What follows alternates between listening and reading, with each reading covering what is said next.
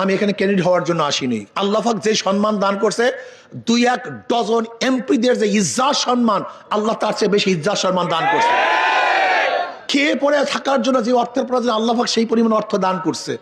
বলতে পারো হুজুর এখানে আসছেন কেন? তাহলে আপনার সম্মানের দরকার নেই, টাকার দরকার, আসছেন কেন আপনি? আমি আমার জন্য আসিনি। এখানে কথা বললে আইন হয় না, কিন্তু সংসদে কথা বললে আইন হয়।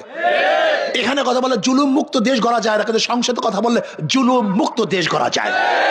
আমি এখানে আসছি আমার জন্য নয়, এই দেশকে বাঁচাবার জন্য, আল্লাহর জমিন আল্লাহর হুকুমতকে কায়েম করার জন্য, প্রত্যেকটা গরিবের অধিকারকে ফিরিয়ে দেওয়ার জন্য, জুলুম মুক্ত একটা দেশ গড়ার জন্য এখানে আসছি।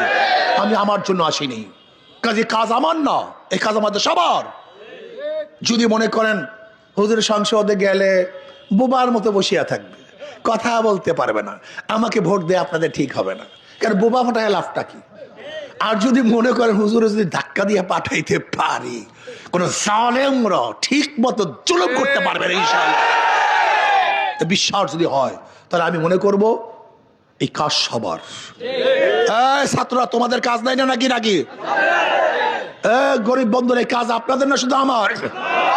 এই হিন্দু বাবারা যারা পিছনে আছে, হিন্দু আমি 2-1 জন দেখছি ওই যে পিছনে আছে, এই কাজ আমাদের সবার, কথা ঠিক না?